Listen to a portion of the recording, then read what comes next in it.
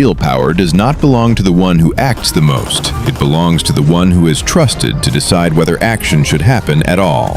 At the highest tier of warfare, victory is not an explosion, but an event that never takes place. DEVGRU exists precisely at that boundary, where failure is not allowed to become history. Ladies and gentlemen, when people talk about America's elite forces, one name almost always comes first: the SEALs. They dominate movies, books, and popular media, portrayed as the ultimate symbol of military power. But the real question is not who is stronger and who is not allowed to fail.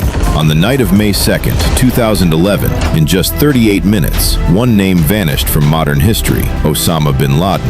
From that moment on, the name SEAL was elevated to near legendary status. But what very few people realize is this: the unit that carried out the operation was not a regular SEAL team.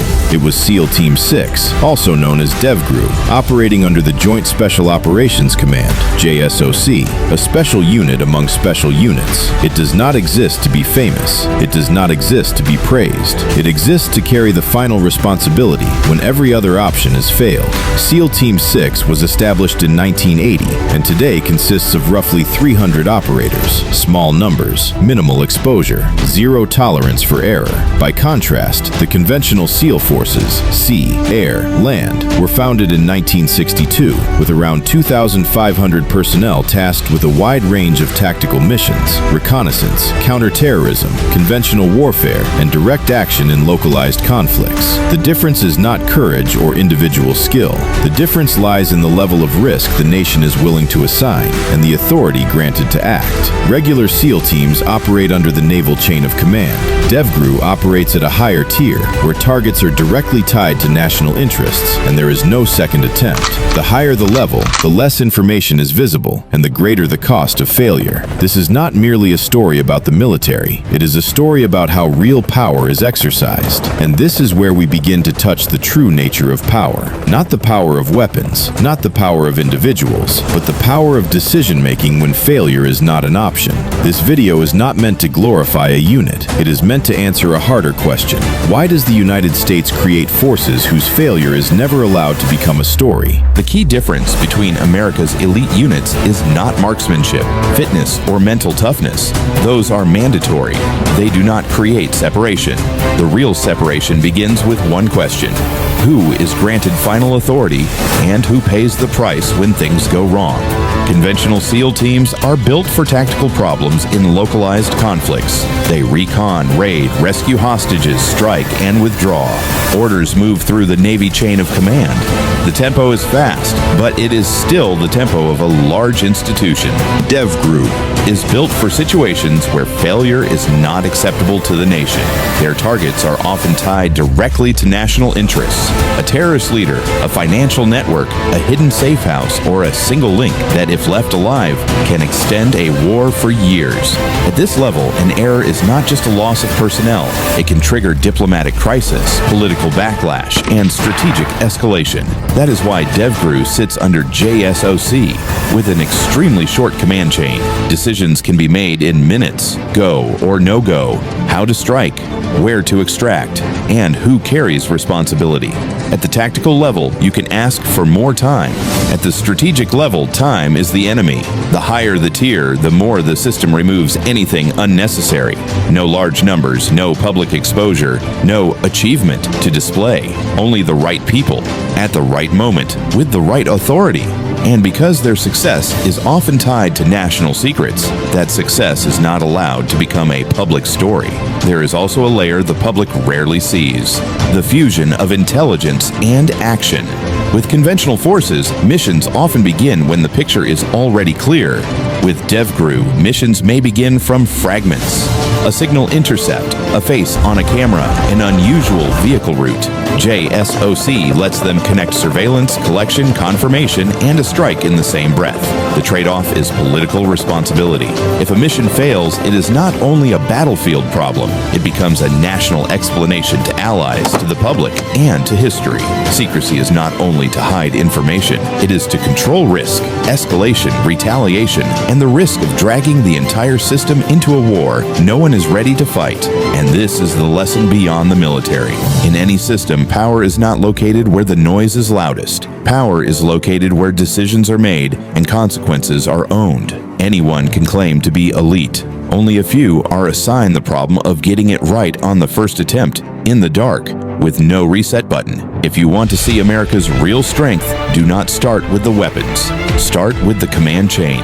Who can authorize action, who can move resources instantly, and who carries the final burden when everything collapses. There is a deep contradiction in how the public judges military power. People often measure an elite unit by visibility. How many images, how many stories, how many victories are publicly told. But in reality, the rule often runs in the opposite direction. The less a unit is seen, the more dangerous it tends to be. The less its name is spoken, the more it suggests the unit operates in the realm of real authority. At lower levels, strength must be displayed to persuade. At higher levels, strength is proven by outcomes, and the best outcome is simple. No one realizes a crisis ever existed. Conventional SEAL teams appear more frequently because they need to be visible, not for vanity, but to generate deterrence. Reassure allies and show the public that the system is functioning. Images, badges, and stories become signals. We are present, we are ready, and we can respond. DEVGRU does not need that signal. It does not exist to become an icon. It exists to neutralize risk before risk becomes a headline. When they act correctly, the outside world sees nothing, and that nothing is the footprint of success. No breaking news, no public panic, no long explanations. In many operations, the value is not simply eliminating a target. The value is cutting a chain of events that could escalate into war. Retaliation cycles, cascading terrorism, alliance fractures, or a media shock that forces policy in the wrong direction. The public never sees the almost, because almost is what cannot be allowed to happen. At this tier, victory is not spectacle. Victory is controlling the heartbeat of the entire system. That is why units like DEVGRU cannot be judged by conventional metrics. There are no rankings, no public statistics, no visible score to compare. Their only measure is this. After they finish, does the world remain normal? If the markets open, airports keep running, allies stay steady, and the enemy fails to broadcast its message, that is success. At the highest level, power is not the ability to create noise. Power is the ability to alter reality without needing to explain it, to remove a potential event from the timeline before it becomes a title. This is also why many operations stay buried in classified files. A small victory, if loudly advertised, can create a larger war. The lesson beyond the military is here, in work, in creation, in life. The peak is rarely occupied by the loudest person. The peak belongs to the one who carries the heaviest responsibility in silence, the one who is not allowed to fail, and therefore is not allowed to perform. Do not ask who is more famous. Ask who is keeping everything from collapsing. And when you witness normal life preserved, understand that someone paid the cost so normal could survive. That is the quiet definition of true power. If there is one factor that truly separates DEVGRU and other top-tier units from the rest, it is not skill or weaponry. It is trade-off. At the tactical level, trade-offs are time, manpower, or another plan to try again. At the strategic level, trade-offs are national credibility, alliance stability, and regional balance. At that tier, there is no room for repeated failure. DEVGRU is built to operate in an environment where every decision carries political consequences. A single shot does not just end a target. It can open or close diplomatic doors. A raid is not simply a win or loss. It is a message to the world about how far the United States is willing to go when core interests are threatened. That is why they must accept trade-offs other units never face. No public credit, no personal stories, no visible reputation. In exchange, they are granted authority to act where every decision leaves a historical footprint, even if that footprint is erased from public view. This creates a harsh paradox. The closer one operates to the center of power, the more one must disappear from the narrative. No name, no image, no applause. And that disappearance is precisely what keeps the system stable, because if the most dangerous decisions were made by those seeking recognition, risk would spiral out of control. At the highest tier, personal motivation becomes the greatest liability. The lesson beyond the military is unmistakable. In work, in creation, in leadership, there comes a moment when the question is no longer, how good am I? The question becomes, how much consequence am I willing to carry? Not everyone should, and not everyone needs to operate at that level. But if you step into it, you accept the rules. Less explanation, less recognition, and far more responsibility. DEVGRU is not a model to admire. It is a cold reminder of the price of real power. Power is not being seen. Power is being assigned the task when no one else is allowed to fail, and when everything continues to function normally, when the world never realizes a line was almost crossed. That is the moment those at the highest tier have fulfilled their role. One cold truth should be clear. Elite is not a title. Elite is a tier of responsibility. A regular SEAL team lives on the action layer. They train to move fast, hit hard, solve the target, and extract. They are brave, disciplined, and visible enough for the public to understand, a symbol of victory.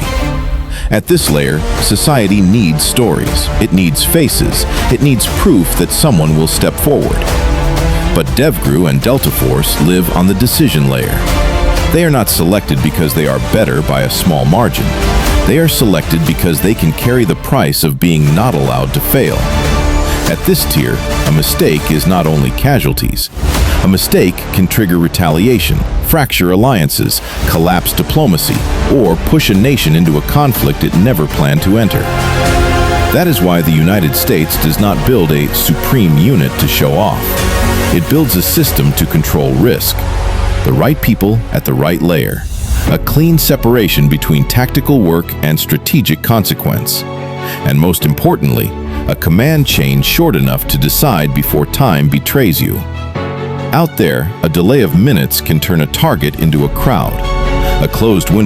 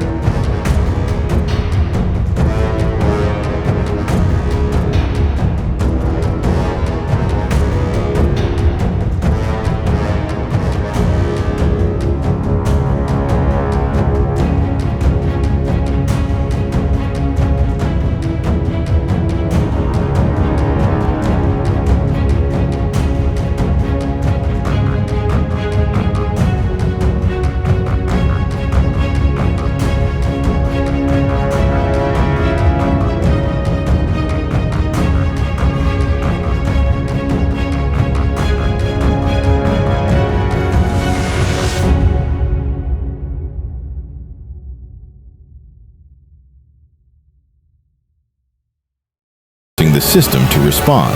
That is the trade most people never see. Speed versus deniability. Force versus control. Victory versus stability. And this is why these units are structured the way they are.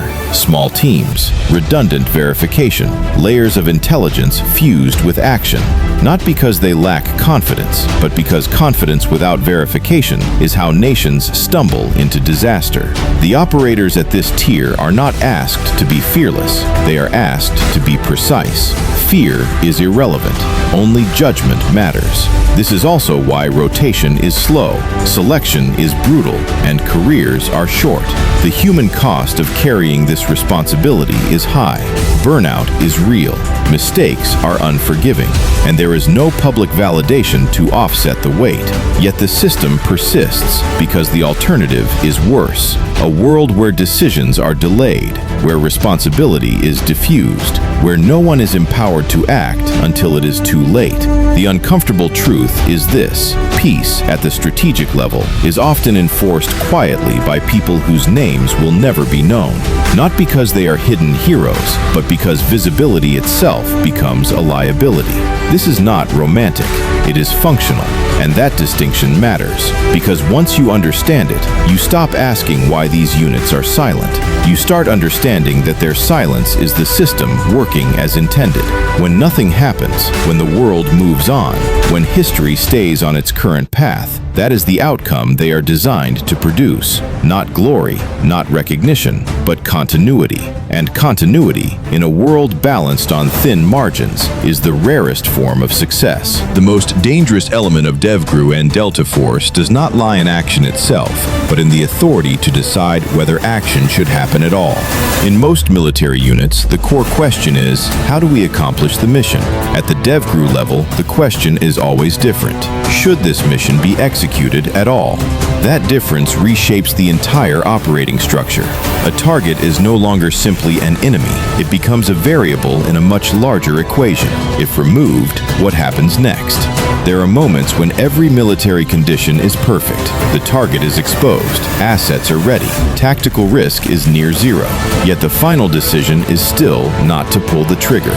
Because at this tier, a tactical victory can equal a strategic failure. A leader eliminated too early can turn into a symbol.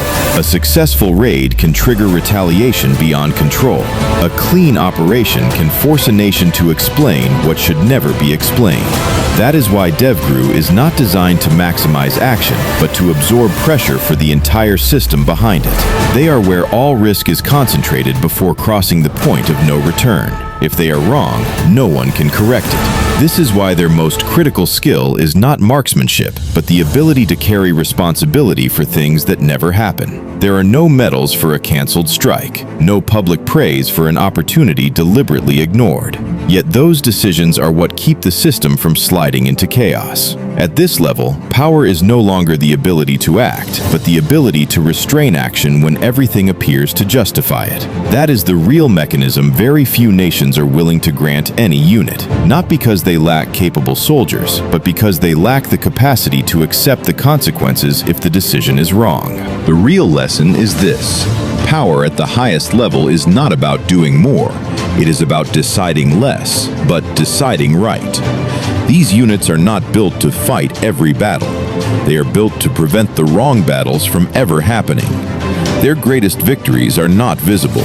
They are measured in crises that never escalated, wars that never started, and consequences that never had to be managed.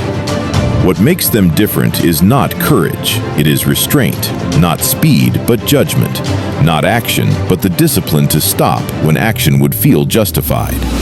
This is why they cannot be copied easily.